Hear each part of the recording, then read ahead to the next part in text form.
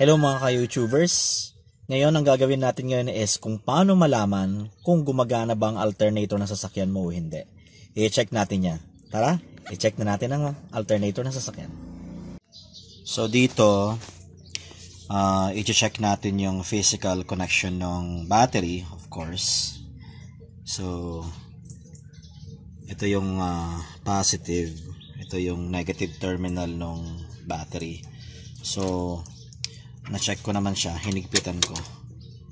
Kaya alam kong yung battery is properly connected and tight. And then, ang sunod na i-check natin is yung battery indicator dito sa dashboard natin. Kasi once na tinurn on mo yan, once na tinurn on mo, automatic dapat na iilaw yung battery indicator nung sa dashboard. So on natin. So umilaw siya, pero hindi lumitaw yung battery indicator dito. Dapat meron siya dyan. Okay, so medyo isang cause yun na indication na si alternator ay hindi gumagana ng maayos.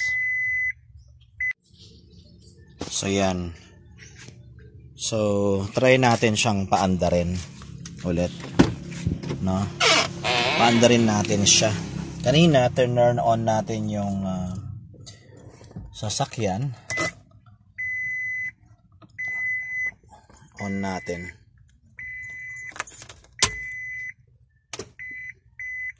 So wala pa rin siyang battery indicator. So try natin siyang i-start. So syempre diesel tong sasakyan natin. So we have to wait na mag-heat up yung glow plug. Yung glow plug nung makina. Para mas madali siyang i-start. Kasi sa mga diesel engine, talagang ganun yung kanilang technology. It needs to heat up yung glow plug in order for them to start up and fire up dun sa engine. Unlike the gasoline, meron kasi silang spark plug naman. So, let's try to fire it up. Okay, mandar na siya. Kasi usually sa mga diesel, kapag in-on mo yung susi ng sasakyan, makikita mo yung battery indicator na mag-light up. Meaning, good yung alternator mo. Tapos, kapag in-start mo na siya, mawawala dapat si battery light. Sa case natin ngayon, tinurn on natin, walang battery indicator. So yun na yung isang reason kung possible reason na si alternator hindi gumagana. So kapag hindi siya gumagana, so ang sasakyan natin, the entire vehicle, kumukuha talaga siya ng kanyang power and current dun mismo direkta sa battery. Since walang alternator, hirap si battery ngayon na i-supply the entire vehicle. Kaya eventually, kapag malayo ng biyahe mo at di mo alam, bigla ka na lang mararamdaman mo yung sasakyan mo medyo manghihina, mawawala yung mga flasher mo, hazard, yung mga functionality na pinapagana ng alternator. Si battery yung susupply, kaya eventually madidrain din yung battery. And then after that, pag na-drain yung battery, pwede nang ma-stock up ka na at huminto yung makina. So ito siya. So gagawin natin ngayon, isa pang test na gagawin natin ngayon. So syempre si battery indicator talagang hindi visible. So talagang si alternator posibleng siyang sira. Meron pa tayong isang test na gagawin. Ito. Yung test na gagawin natin is by means of tester. So ito-test natin siya.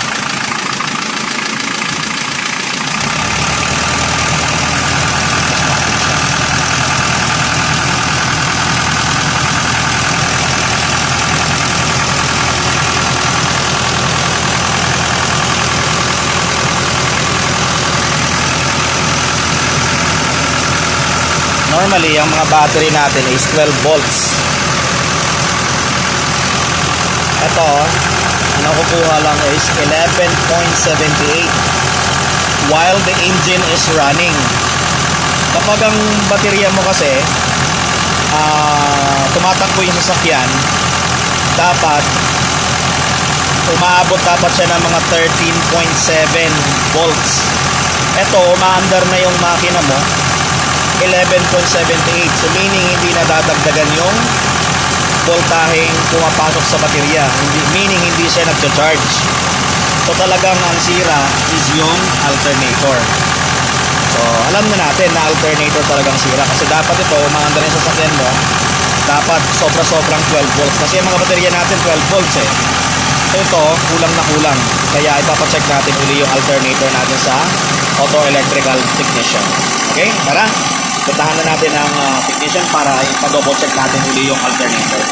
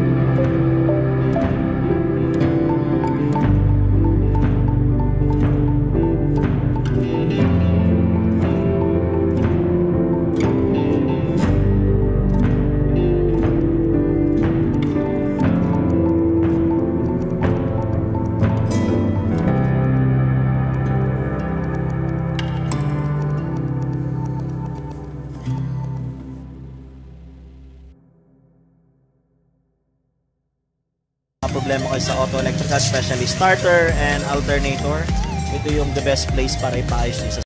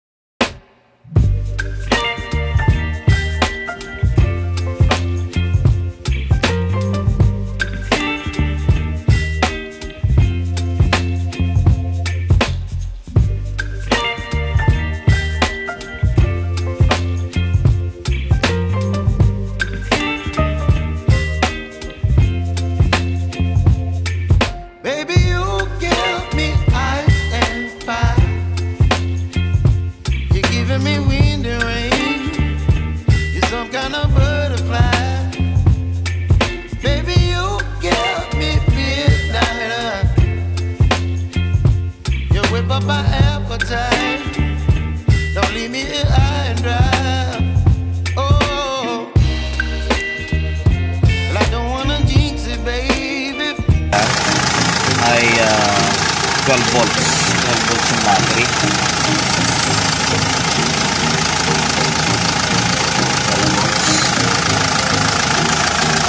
Ayan siya, pumapalo siya ng sobra 12 volts. Pero kapag na-revolution pa natin yan, naabot ng 30.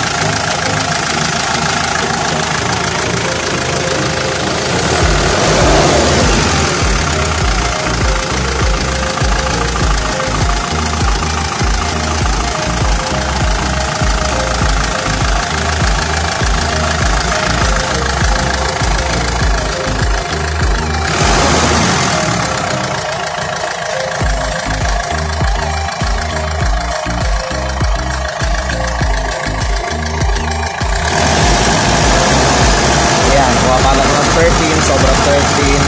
Ibig sabihin talaga na-charge talaga yung battery coming from the alternator. So, function na siya. Okay na siya. So, ganyan po yung pag-test ng alternator ng itong bullet. Okay po. Until next